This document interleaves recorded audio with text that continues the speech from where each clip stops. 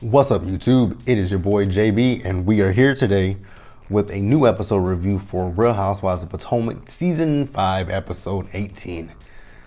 So, next week is the season finale of Potomac, followed, actually, no, it's going to be the season premiere of Season 13 of Real Housewives of Atlanta, followed by the season finale of Potomac.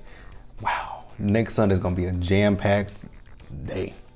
Because I think Power Book 2 returns next Sunday as well.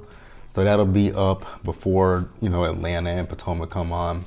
And then, like I said, following that, yeah, it's gonna be action packed. Also, I want to, give myself a little bit of a kudos because I did something today that I have been procrastinating for a very long time. So today, I actually sat down and I applied for grad school. It's gonna be a journey to go on, going to grad school. Now, since I've applied for grad school, the next thing for me to do is to get, letters of recommendation. I need 3 of them, and then I need to have my transcripts, and then I have to take my test, my GMAT test for business school. Man, I opened up that book to read that bitch, and yeah, I haven't went back to it yet. So I guess we'll start up in January. No, you're not gonna start in January. You'll start this week sometime and try to get through it, and then set up to take your test in maybe March. I say March, April, I hope. But yeah, that's what I'm doing. How are you guys feeling out there? Let's go ahead and just jump into this episode review, shall we?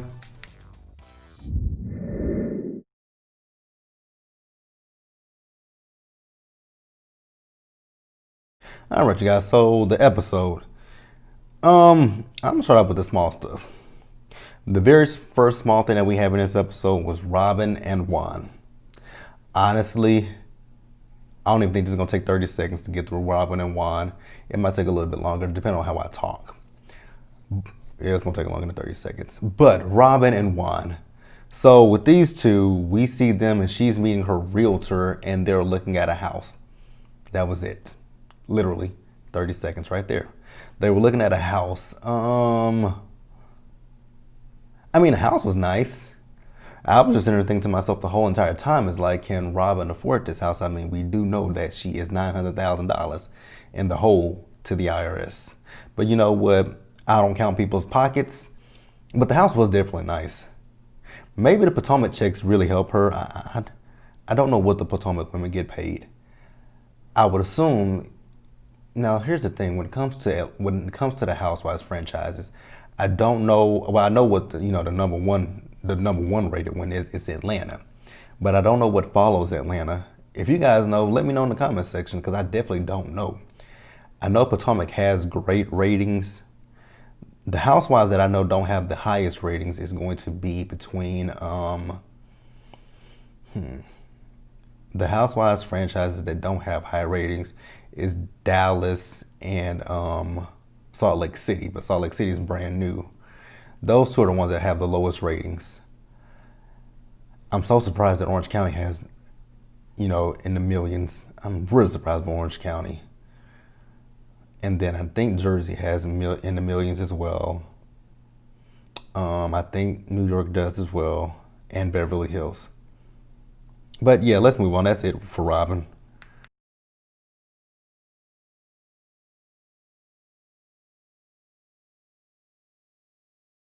All right, you guys, next up, let's move over to Wendy, I guess. So we see Wendy. So her and her family, they're doing this hayride and they're going through a pumpkin patch. So, it's her sons, and her husband, Eddie, and her mom. So, they get out and go to the pumpkin patch, and, Wendy tells her boys to go find a pumpkin. So they go look for a pumpkin with their dad. And, Wendy and her mom are walking. So Wendy is telling her mom that, she's just not sure that she wants to be a teacher anymore. And it was in this instance that I understood Wendy a whole hell of a lot more than I, probably hadn't before. Because her mama, when she told her that, she wasn't happy being a teacher, it was all about her mama and what, how she's able to, be able to tell people in her Nigerian, tribe what Wendy's accomplished. I'm like, oh, it makes sense now. It actually made a lot of sense to me why Wendy, brags about her 4 degrees, because her mom really takes credit for everything that Wendy, her accomplishments. I mean, I wish my mama would have took credit for my degree, because she didn't. I actually gave her credit for my degree. I really did. I credit my mom for everything, because she knew.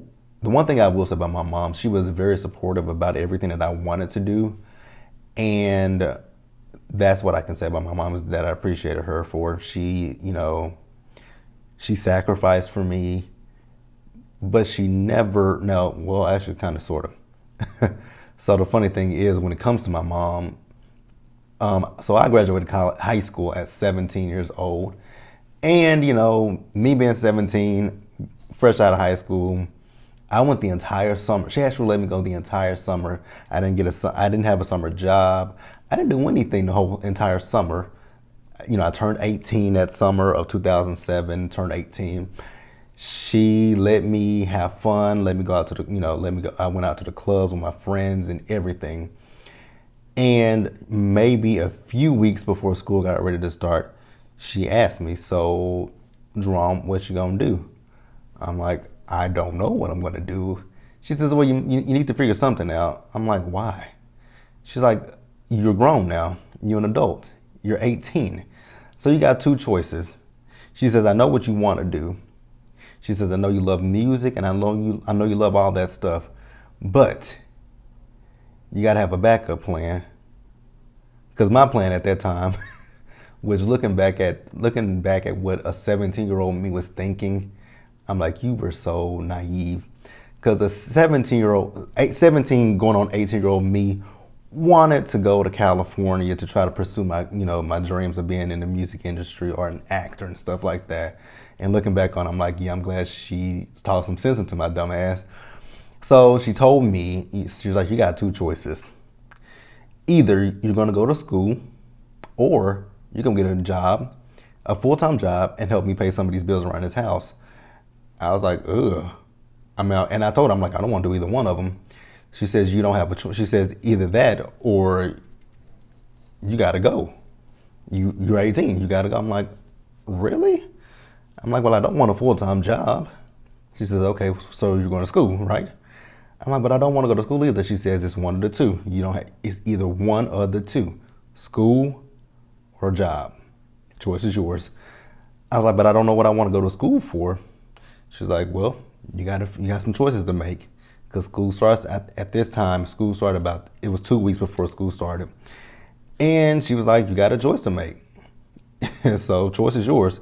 So I was like, okay, I guess I'll go to school. She says, okay, well, get your ass up and go sign up for classes. And that's what I did. So I attribute everything, my work ethic and everything, I attribute that to my mom so much. So much. And then, Wendy talked to her mom. I was like, damn, I'm glad my mom was not like that with me. I mean, she did tell me it was either get a job or go to school, but I'm glad she didn't do that. Take credit for everything. And at the end of it, Wendy's mom said she's proud of her. And that's it. And we're going to move on. That's funny that I didn't even really talk about Wendy that much. I talked about myself. Let's move on.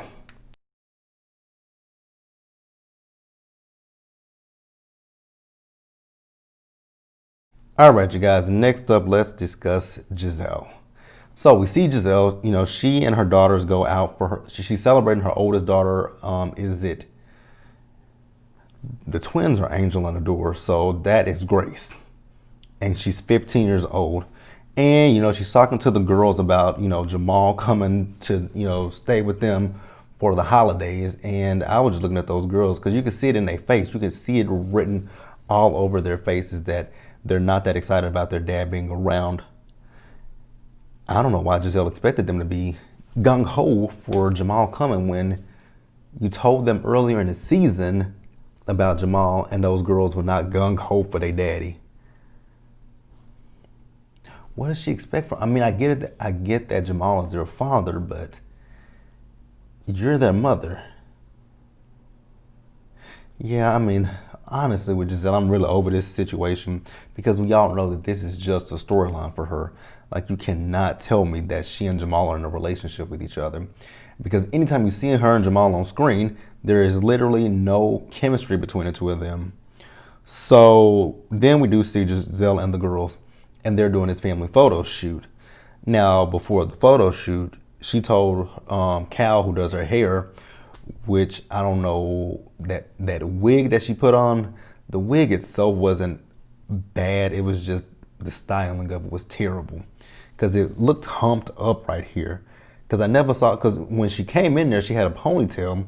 So I'm like, I'm like, did they just, slick her hair back and, put the ponytail up? Because I mean, it was just humped. And but if Giselle likes it, I love it. So like I said, she was talking to Cal. She tells Cal that Jamal, did she say he went to Ghana? He went somewhere. Then he went to Atlanta. Then he had to come there. Why didn't he just fly to Maryland or DC and y'all pick him up from the airport? Unless he had a connecting flight. That's the only thing I can think of.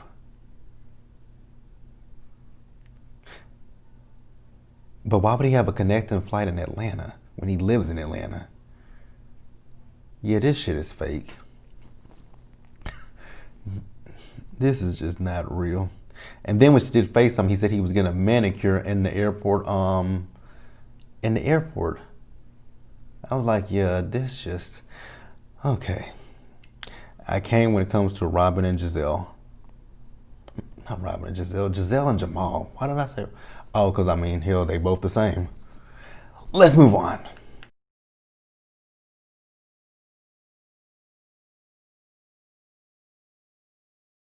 All right, guys. Next, let's talk about Miss Ashley. So we see Ashley. She and Dean are going to meet up with Monique for lunch. So, then while they're at lunch, they're talking about Monique's son Chase's, I think it was his third birthday party that she wasn't able to make it to. She said that she and Michael are still going through some of their issues. And then she also said that, Monique said that Karen came and she asked her, did she, participate in any drinking? She said, yeah, she had a few glasses of champagne. She's like, that's interesting because when we were in Portugal, Karen said she had an ulcer and she didn't want to drink with us. Now, Ashley, I think we all know that was bullshit that Karen didn't want to drink with you guys because of an ulcer. Now, I know she said on the after show that she did talk about that on the after show, but I was like, Karen, you're lying. It's okay to say, hey, yes, I would love to drink, but I'm afraid of what might come out of my mouth if I drink. It's okay to say that. That's one of the things when it comes to Karen. I love Karen so much, but the thing about Karen that I don't like is when Karen lies for no reason. Like, I'm not tripping about the fact that she didn't drink. That's on her. If she didn't want to drink, cool. So she could have just said, right now I just really don't want to drink. I'm not in the drinking mood. She didn't have to say nothing about no damn ulcer or none of that shit. She just could have told the girls, I don't want to drink. So then Monique and Ash are talking about Karen's wig launch that she's having. And, Monique says she has been invited to it. And Ash was like, wow, that's interesting because, when we were in Portugal, one of the ladies asked, would you be coming to the wig launch? And Karen said no. And Monique was like, that's really interesting because I've always known about this. And it was always, determined that I was going to come. So I don't know I don't know anything about that. So then Ash was like, okay, well, how about we call Karen up? So she does call Karen. And when she calls Karen, she says, hey, Karen, I'm just sitting here with Monique. And, when we were in Portugal, the ladies asked, were you going to invite Monique? And you said no. But with Monique, you're saying, but Monique is saying that you had always planned on inviting her. And then Karen completely lied. Because Karen, I remember from last week's episode, when Wendy asked, was she coming to the wig launch? Karen said no, she was not coming. But now Karen says that, she did invite her, but she didn't want, she wanted Monique to come, I guess, early so that way she could avoid the ladies. But Karen, that's not what you said at all. And with Wendy, you verbatim said no, that Monique was not coming. And then, Karen told Ashley she tried it. No, Karen, you tried it. Because you did say she wasn't coming. So they ended that. So then we see Ashley, she's having Uncle Lump and her mama Sheila over for dinner with Michael. And she's cooking, what was that? I was about to say sea bass, but it wasn't sea bass. I was about to say lobster. It wasn't that either. It was a red snapper. That's what it was. It was a red snapper. Now, I was looking at that red snapper. I'm like, Ashley, first of all, I'm not going to eat something that has it. Because the snapper still had his fucking head attached. I promise you, for God, don't put nothing in front of me that has a fucking head attached to it. Because I'm not going to eat it. I'm going to be like, what you want me to do with that? It's looking at me. Don't put no roasted pig in front of me. Don't put nothing that has a head attached to it because I'm not eating it. And then Ashley, all she put on that fish was salt and pepper. I'm like, girl, there are more seasonings than, salt and pepper. You got Lowry seasoning salt. You got Slap Your Mama. You got Uncle, I can never say his name. Uncle Sashery. Is that how you pronounce it? Uncle Sashery. I think that's it. You got lemon pepper. Actually, that probably would have went so good on that snapper. So, add the salt and pepper, but add a little dash of lemon pepper, Mrs. Dash. Like, girl, I'm not even gonna say what I was about to say. But I'm pretty sure y'all can think. Yeah, I'm pretty sure if you're thinking about it, if you think you know what I'm saying, what's it gonna say, you're correct. So in this, Uncle Lump tells Michael that they just tell Michael how, they don't appreciate what he did. And Michael apologized, but I'm like, I don't believe Michael is sincere in that apology. And that was it for that. Let's move over to the main event of this episode.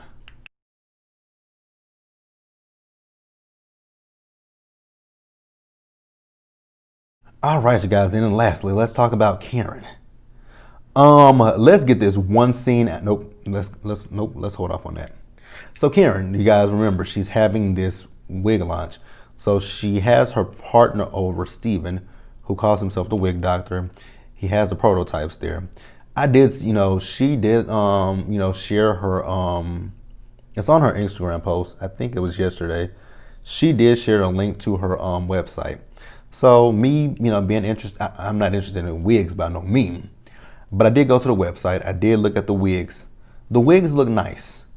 It was the prices that threw me off. I'm like, God damn. Because one of the wigs was like $5.99. I'm like, damn, that wig is almost $600. Another one was $4 something. I'm like, damn. That is high as fuck for a wig. And again, I love Karen. I know that might be a normal price for a wig, but actually, you know what? I was gonna say I wouldn't buy a wig from Karen if I was a woman, but since she's grown with the show, because the production had to show us what her wigs look like in season 1 through 3, especially that season when Candace first came on, when her wig slid back.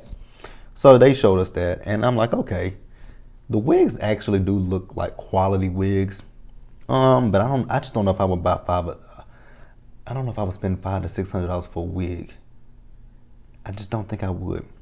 Like I used to tell my best friend, because she used to get sew-ins done, and when she bought a lace closure and she bought the bundles once before, and she told me how much she spent on it. I'm like, girl, I would just go, if I didn't have any hair, I would just go bald. Like I wouldn't, because I think she spent over $1,000 for the bundles and the lace closure. I'm like, and then it was all over $1,000 because she bought the lace closure, the bundles, and had to get the hair put in. I'm like, no. She's like, but it's versatile. I can wear it any kind of way I want to. I'm like, I don't give a damn. I just wouldn't be spending that much. You know what? Let me not, because I actually kind of probably would, because they do the hair for men, so I would do that, and that is about like $500 to $600 for that. So I guess I can't judge. Okay, so yeah. Can you judge? No. So stop judging. Okay, got it. We're not judging. We're not judging. Okay, so Karen's party. So we see, they show us on the screen 30 minutes before the party is supposed to start. We see a car show up and it's Monique showing up to the party. So, they discuss what Ashley told Karen, Monique about what Karen said, which for once Ashley was telling the truth and she wasn't lying. It's Karen that's lying. So then, Karen got a text message from Candace telling her that she was on her way. So when she got that text message, that's when Karen decided to rush Monique out. I'm like, Karen, see, that's the issue. You're trying to, I know what she was trying to do, but it looks very shady. It looks extremely shady. Because you invited Monique, but now that Candace is texting you saying she's on her way, you're rushing Monique out. Like, why can't you just then say to Monique, like, hey, I'm having this wig launch. I would like it if you come, but, with the stuff that's going on with you and Candace, because I'm inviting Candace as well, I would love it if you would come. Actually, be honest with everybody. That, really and truly, just be honest with everybody. So, you could have told the ladies in Portugal, yes, I am inviting Monique, but what I'm going to do is I'm going to have it so that Monique and Candace never see each other, never cross paths with each other. What I'll probably do is I'll invite Monique before the event starts, and then you guys come, so that way none of you guys have to interact with Monique. And it could have been bam, bam, easy. The ladies probably would have had an issue with it, but you could have said to them like, yo, she's my friend. This is my business. I'm inviting her. If you don't like it, you don't have to come. But like I said, what I'm going to do is I'm going to facilitate it so that way none of you see each other. But Karen didn't do that. So that's why it looks very shady on Karen's part. So then we see all the ladies show up with the exception of Giselle, because Giselle has an issue with Steven, Karen's business partner. And, he said that he said some tweets about her that she's tagged, which she is. He's not lying. So then, they have the ladies put on the wigs. I will say that with the wigs, I did like the wig that Candace had on. I wasn't too fond of that wig that Robin had on. I don't think the wig fit her. It wasn't for her. And I didn't really like the wig that, scratch that. I like the wigs, I just didn't like them on Robin and with Ashley. But Candace's wig, I did like it. What else happened? I'm trying to think. Okay, so Ashley presented Karen with the gift. I guess it was an antacid for her ulcer. Karen at this point was very defensive for no fucking reason. Because she got mad at Ashley. And then the other ladies came in. And then, Robin said kind of what I just said a few minutes ago. If you didn't want to drink with the ladies, that's fine. Just say, I don't want to drink around you. Because Robin said, are you afraid of what you might say when you get drunk? And Karen said, are you afraid of what Juan will say when he gets drunk? And I'm like, what does that have to do with, what does one have to do with the other Karen? That's just like when you called her, you told her she looked like a hoe off the street at the party in last week's episode. It's dominatrix, so touche. And then what else happened? Ashley did tell them about,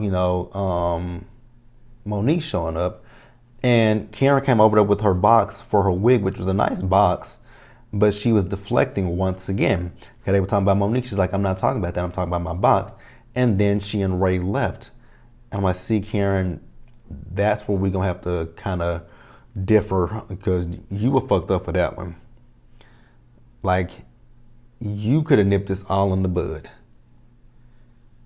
Like I said a few minutes ago, you could have told the women in Portugal, yes, I am inviting Monique. Will she be there when you guys are there? No, I'm going to have her in before you guys get there and out, so that you guys never have to, communicate with her, see her, interact with her, anything. And again, if you guys have an issue with it, it'll be your issue, not mine. If you don't want to come, cool.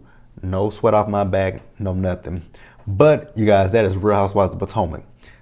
Be sure to like this video, leave your comments in the comment section below, subscribe to the channel, and hit that bell notification button so you guys are aware when I drop anything else. And until next week for Atlanta and Potomac, I'll see you guys later on in the week. But yeah, I'll see you guys. Also, remember guys, always continue to wash your hands, wear your mask, socially distance.